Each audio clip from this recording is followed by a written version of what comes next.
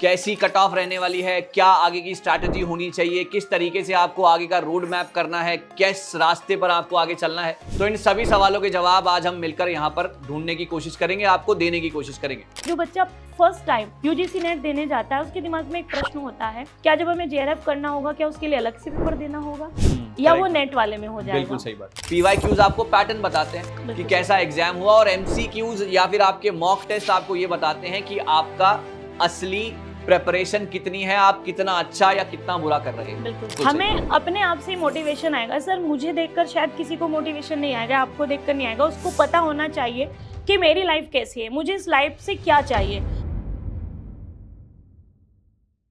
नमस्कार गाइज, आज मैं निशांत कपूर एक बार फिर से आपके सामने आपके अपने पीडब्ल्यू यूजीसी नेट में आपका बहुत बहुत स्वागत करता हूं।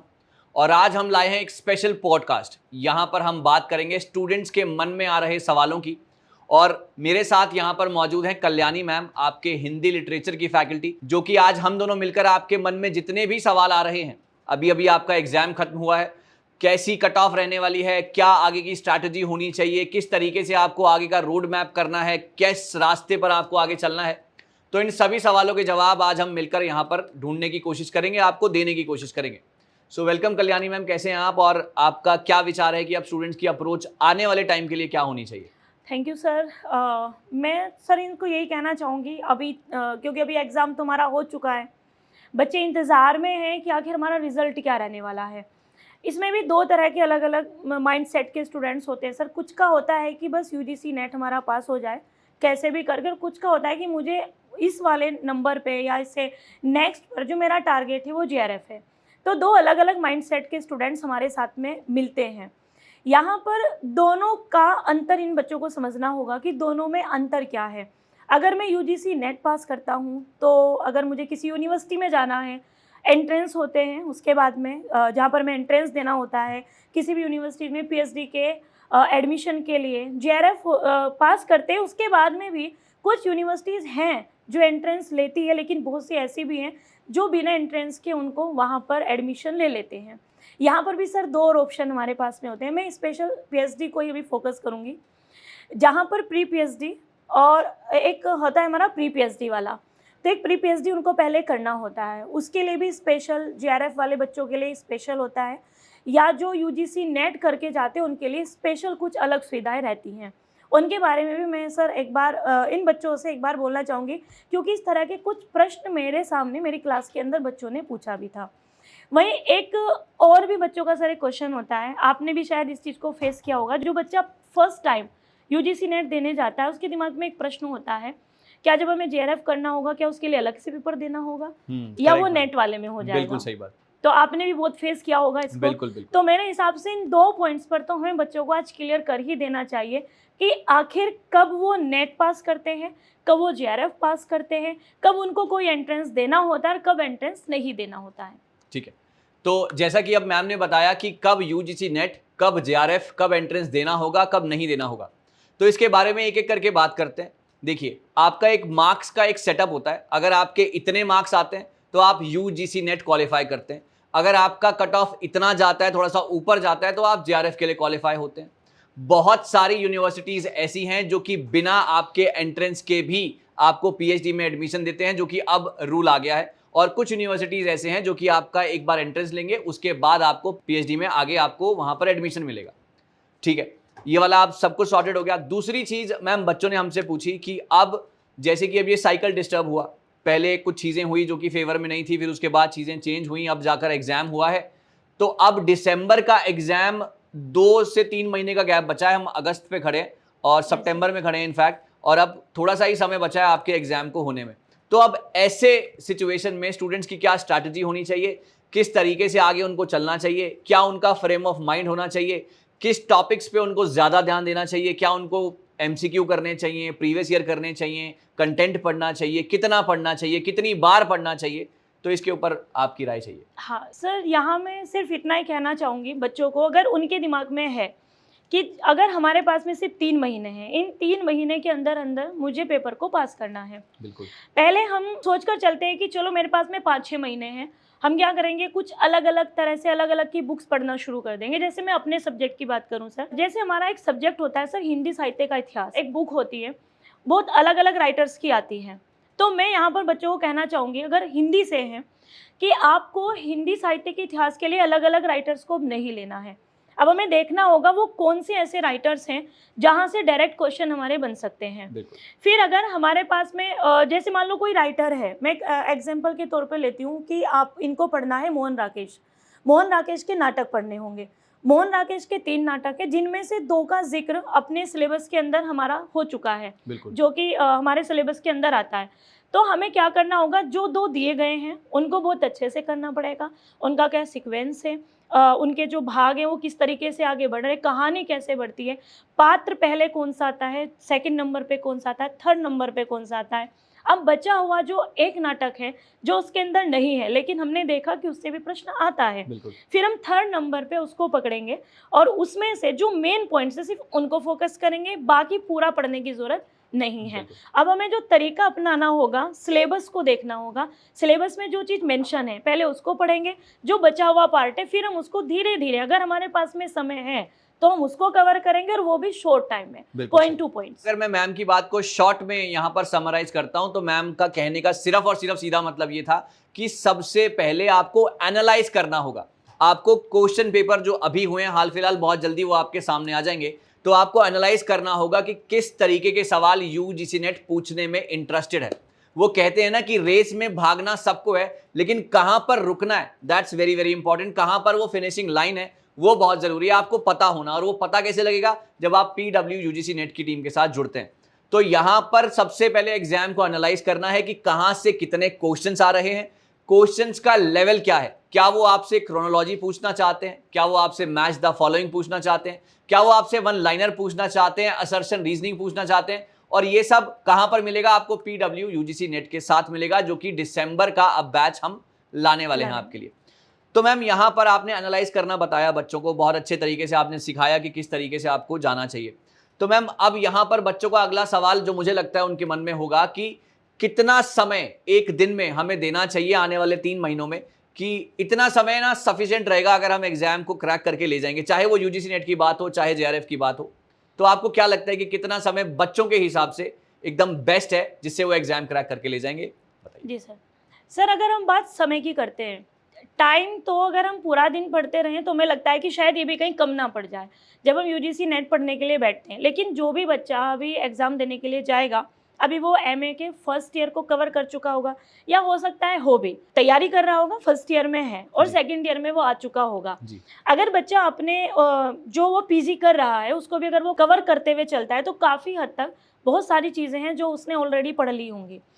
टाइम को मैनेजमेंट कैसे करना होगा और कितना टाइम देना ही देना है, वो बच्चे की समझ पर डिपेंड करेगा। एक बच्चा ऐसा होता है जो 1 घंटे में काफ़ी कुछ चीज़ें कवर कर लेता है, एक बच्चा होता है जिसको समझने में 2 या 3 बार का वो टाइम ले लेता है। पहले हमें देखना होगा कि हम किसी चीज़ को कितने टाइम में सीख पा रहे हैं। कम से कम एक दिन के अंदर 5 से 6 घंटे अगर वो आज से दे तो उसको शायद इससे ज़्यादा घंटे पढ़ाने की ज़रूरत नहीं पड़ेगी। प्रतिदिन अगर वो 5 घंटे अपने लिए निकालता है अलग से तैयारी के लिए, तो वो शायद इन 3 दिन में इनफ होगा एग्जाम तक के लिए। उस टाइम पर हम इसको बढ़ा सकते हैं, प्रैक्टिस के तौर पर बढ़ा सकते हैं, क्वेश्चन पेपर लगाकर बढ़ा सकते हैं, प्रीवियस ईयर क्वेश्चंस हैं उनको लगाकर बढ़ा सकते हैं। जो मॉक टेस्ट हम भी देते हैं सर, वो उन मॉक को भी लगा सकते हैं, वहां से भी उनकी तैयारी बेहतर हो सकती है। एब्सोल्युटली। तो मैम ने सीधे तौर पर ये कहा कि आप क्वांटिटी के ऊपर ज्यादा फोकस ना करें, आप क्वालिटी के ऊपर फोकस करें। आपकी क्वालिटी अच्छी होनी चाहिए, चाहे आप 3 घंटे में चीज को समझ पाएं, चाहे वही चीज समझने में आपको 4 घंटे लगते हैं, वो मैटर नहीं करता। आपको वो चीज समझ में आनी चाहिए, दैट्स मोर इंपॉर्टेंट। तो आप क्वालिटी स्टडी के ऊपर फोकस कीजिएगा। ऐसा नहीं है कि अगर आपने 6 घंटा पढ़ लिया तो कोई पत्थर की लकीर है कि आप उस 6 घंटा पढ़ के ही पास हो जाएंगे, अगर आपने 3 घंटा पढ़ा तो आप पास नहीं हो पाएंगे। ऐसा कुछ हार्ड एंड फास्ट रूल नहीं है। अपने आप को इंट्रोस्पेक्ट करना बहुत ज्यादा जरूरी है। आपको क्या लगता है, आपके लिए बेस्ट सूटेबल क्या है, वो आपको करना है।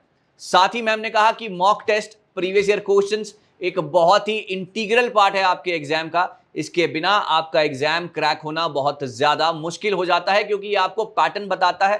पीवाईक्यूज आपको पैटर्न बताते हैं कि कैसा एग्जाम हुआ, और एमसीक्यूज या फिर आपके मॉक टेस्ट आपको ये बताते हैं कि आपका असली प्रेपरेशन कितनी है, आप कितना अच्छा या कितना बुरा कर रहे हैं। बिल्कुल सर। और सर हमारे अगर मैं मॉक की भी बात करती हूँ, पीवाईक्यू में हमें बताया कि क्वेश्चन आ चुका है, मॉक हेल्प ये भी करता है क्वेश्चन आ सकता है। बिल्कुल सही। तो दोनों चीजें जरूरी है, जो आ चुका है वो भी और जो आ सकता है वो भी, तो दोनों का कॉम्बिनेशन भी मिलाना बहुत जरूरी बिल्कुल होता सही। है। तो जैसा कि हमने बीते हुए एग्जाम में देखा, हमें स्टूडेंट्स ने फीडबैक दिया कि पेपर 1 की बात करें चाहे पेपर 2 की बात करें, मोर और लेस क्वेश्चंस जो हमने पढ़ाए थे, जो हमने कराए थे, चाहे वो यूट्यूब हो चाहे वो पेड हो, सवाल वहीं से आए थे।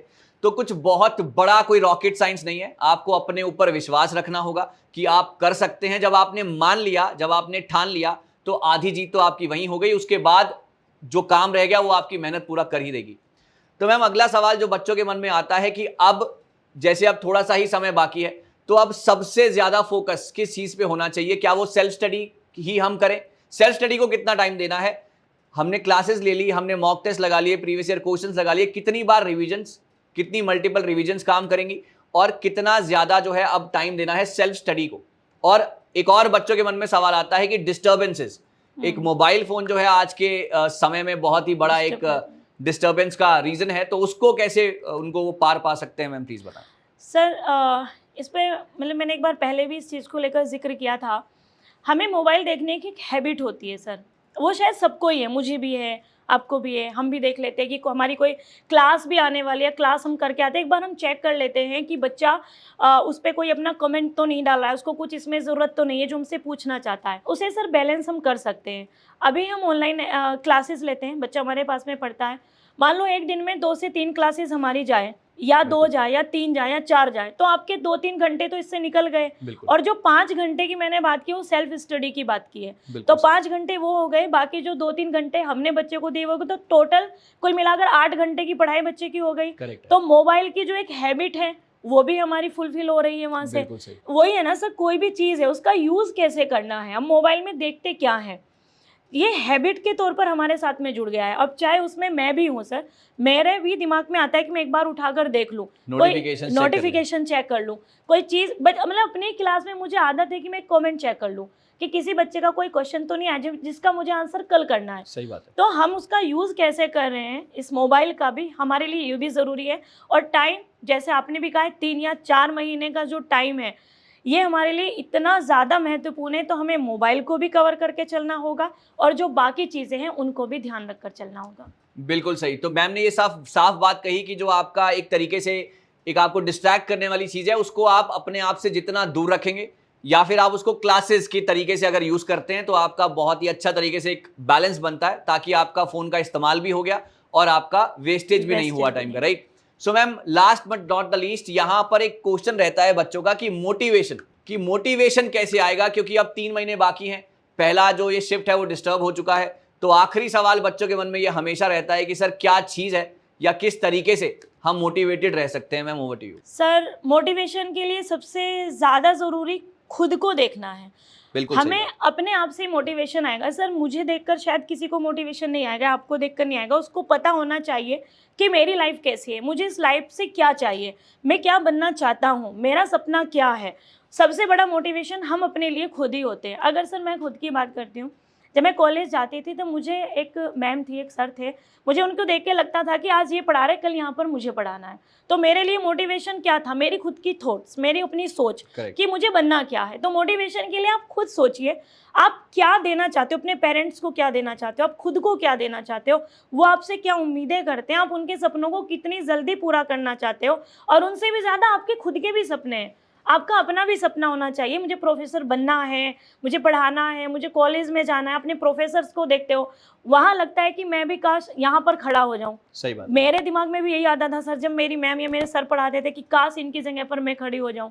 तो ये जो काश वाला शब्द है, इसको हकीकत में बदलने के लिए मोटिवेशन अपने अंदर से हमें लेकर आना पड़ेगा, तभी हम अपने सपनों को पूरा कर पाएंगे। बिल्कुल सही, मैम ने बिल्कुल सही कहा, और मैं इस बात से बिल्कुल इत्तेफाक रखता हूँ कि आपका जो मोटिवेशन है वो आपके ही अंदर है ना। कोई भी एक कोट या कोई भी एक इंसान या कोई भी किसी की बात आपको मोटिवेट नहीं कर सकती जब तक आपने ना ठान लिया हो कि आप अपने करियर में अचीव करना चाहते हैं। मैं एक एग्जांपल से आपको समझाता हूं। मैम मान लीजिए कि आपको बहुत तेज भूख लग रही है, अगर अगले 1 मिनट में आपको खाना नहीं मिलता तो शायद कुछ गलत हो सकता है। तो क्या उस खाने को खाने के लिए उसमें आपको मोटिवेशन की जरूरत पड़ने वाली है? नहीं नहीं सर। पड़ने वाली है ना। सो वही हम आपको समझाना चाहते हैं कि आप ये समझिए कि वो आप बहुत ही ज्यादा भूखे हैं सक्सेस के लिए, और ये जो यूजीसी नेट का एग्जाम है ये आपकी सक्सेस है। तो आपको किसी भी तरीके की मोटिवेशन की जरूरत नहीं है। आपको जरूरत है तो अपने आप के ऊपर विश्वास रखने की, और यकीन मानिएगा जब आपने अपने ऊपर विश्वास रख लिया तो बहुत जल्दी आप हिंदुस्तान के असिस्टेंट प्रोफेसर बन ही जाएंगे।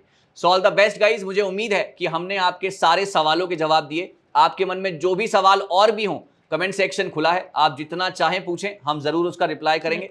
और यकीन मानिएगा दिसंबर का एग्जाम आप ही का है, बस आपने मेहनत करनी है, अपने ऊपर यकीन रखना है और दबा के पढ़ाई करनी है, और इस बार जरूर रिजल्ट फेवर में होगा। Over to you ma'am, final words आपके। बस सर मेरा बच्चों को यही कहना होगा, जितना अच्छे से हो सकता है अपनी तैयारी को आप करते रहिएगा।